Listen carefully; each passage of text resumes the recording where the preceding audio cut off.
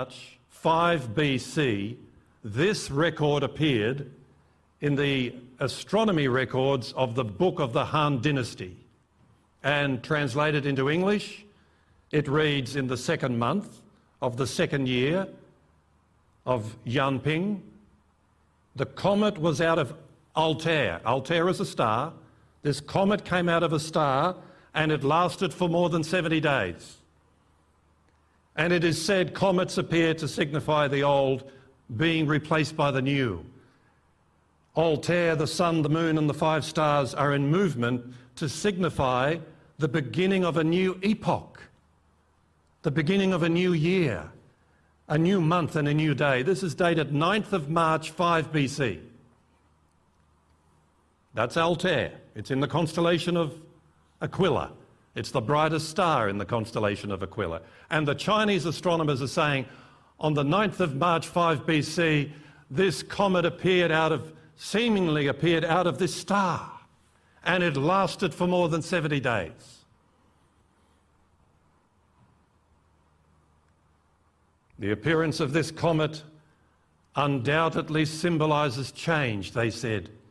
The extended appearance of the comet for more than 70 days indicates that this is of great importance, and there's the reference on the screen. All right, so what I wanted to say real quick is these Chinese astronomers, or actually you might say astrologers, I don't know how you would want to look at this.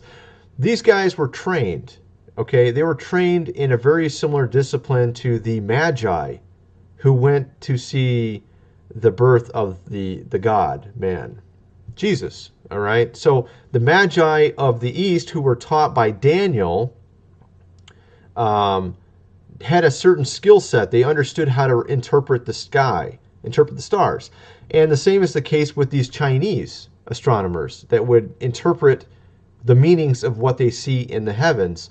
And this is just the beginning. That's just one. There's like about, I think, 3 of these. And it's just amazing what they came up with from just reading the stars while being in China about something happening on Earth. And just check this out. It's pretty crazy. The Bible says the wise men who came to visit Jesus Christ, who was to be born in Bethlehem, they said, we've seen his star in the east and we've come to worship him. The wise men thought it was a star. The Chinese astronomers, who knew nothing about this, thought it was a comet. To them it looked like a comet. To the wise men it looked like a star. This record is dated 31 AD, and it's in the history of the latter Han Dynasty, and there's the reference. And it says, summer, 4th month of the year, on the day of Renwu, the imperial edict reads, yin and yang have mistakenly switched, and the sun and the moon were eclipsed. The sins of all the people are now on one man. Pardon is proclaimed to all under heaven. They knew nothing about Jesus, and this is dated 31 AD. They knew nothing about Jesus Christ, but in their soul, in their spirit, they felt that this he says their soul and their spirit. Actually, in their discipline, their science, what they were been taught on how to interpret the stars, told them specifically what was happening in the heavens, which directly correlated to physical, historical events that were actually occurring over in the east. All right, so, and that's actually not the only one. There's even another one, okay? He's going to go show another one. And these are astronomical record readings, okay?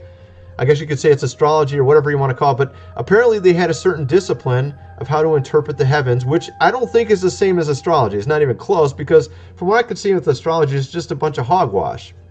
Okay, I'm sorry, but that's just how I look at it. And these guys were interpreting the sky and understanding what certain patterns were in the sky and what they meant in what was going on Earth. Okay, and you had the same thing happening with how Daniel taught certain people in Egypt and a certain Magi how to interpret the heavens. And you see that the Chinese also had this same skill set which apparently no one has. I mean, maybe there are some people that still have the skill set. I don't know. I haven't seen any. Astrology is not the same thing. It's not even close. It doesn't talk about if you see a comet coming out of this, it means this, and they don't have any of that. It seems like a fraudulent fake version of it. So these guys had a different type of skill set to interpret the heavens, and they were interpreting what was happening on Earth without even knowing it. Otherwise, you see what I mean? So you have all this obscured history that no one knows about. And I always find it intriguing how they've tried to replace actual history with ideology. Ideology that's so-called science, where they literally contradict history, historical records. And of course they neglect to somehow harmonize the two. If you're a person really looking into true science, you want to take real science, you want to take historical data, you want to take all the evidences you have and make a harmonized paradigm, something that makes sense, okay, of all that you have.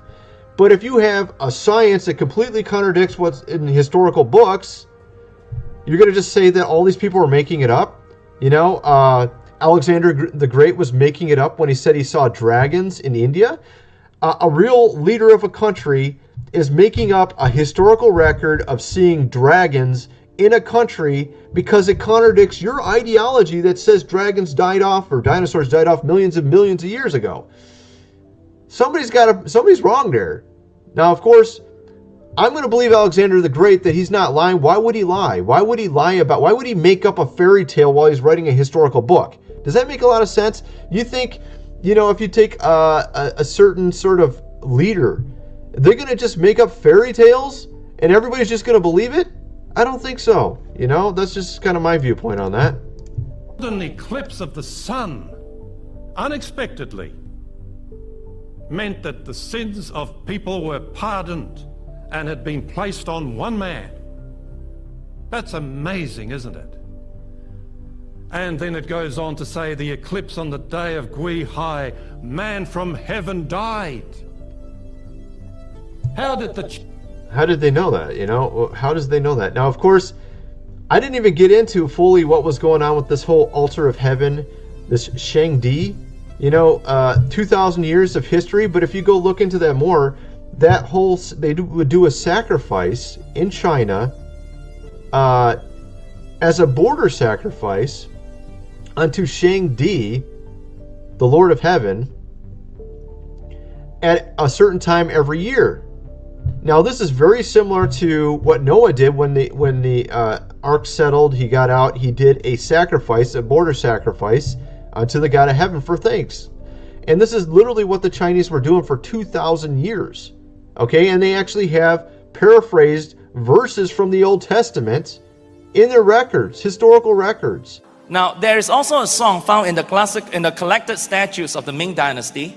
另外，在大明会典当中，有一首收集到的当时的歌谣。I am not even going to attempt to try to read the 文言文。哇，读这个文言文大概会昏倒的。But Lulu is able to do it, so let's. 露露可以为大家念出来。这边这个歌谣他说：“鱼袭洪荒之初兮，浑蒙；五行未遇兮，两曜未明。其中挺立兮，有无容身。神皇出狱兮，始判浊清。立天立地人兮。” 群物生生。 Now let me translate it for you. 这个要为大家解释一下了。 Of the old in the beginning, there was a great chaos without form and dark. 在创造之初，一切是混沌灰暗的。 The 5 planets have not begun to revolve, nor the 2 lights to shine. 5颗行星尚未运转，那2个光体也未照亮。 In the midst of it, there existed neither form nor sound. 在这当中，既无声响，也无形体。 You, O spiritual sovereign, came forth in your sovereignty and first did separate the impure from the pure. 而主权之神啊，唯有你出来判断所有清浊之分。 Now notice the order. You make heaven, you make earth, you make man. All things became alive with reproducing power. 注意它的顺序哦，你立了天。 And as you can see here in the Old Testament, this is exactly what it correlates with. In the beginning, God created the heaven and the earth was without form, void, and darkness was upon the face of the deep. Right here, you have 3 things that completely correlate to this. I back it up to the original. Without form, it says dark here, and it says chaos. Chaos is where we get the word void. Some translations of the word void is chaos. You have dark here, or darkness. Now what's really interesting about this is this Chinese song that was from the Ming Dynasty was written 1,000 years before Genesis was written. So this Chinese, I guess you would say, saying here is actually 1,000 years older than Moses' translation of Genesis, which indicates that they actually have probably a very similar source.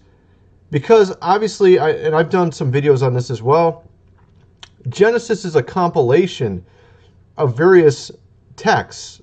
I actually prove it. I go through and I show how the Book of Jubilees, Genesis 6 actually correlates to some chapters in Book of Jubilees, and actually it only takes select verses from the Book of Jubilees and puts it in the Pentateuch, the first book of Moses. So in reality, you know, and you have all these hired critics that was saying that the Pentateuch is written by multiple authors. It wasn't written by Moses. Well, actually, it's not rocket science, but really what happened here was Moses compiled various select texts from different books and put them in one book. It really is that simple, and it's actually pretty obvious if you do any research on it. So in reality, it probably was from the book of Noah. Noah actually had a book as well. We have fragments of it.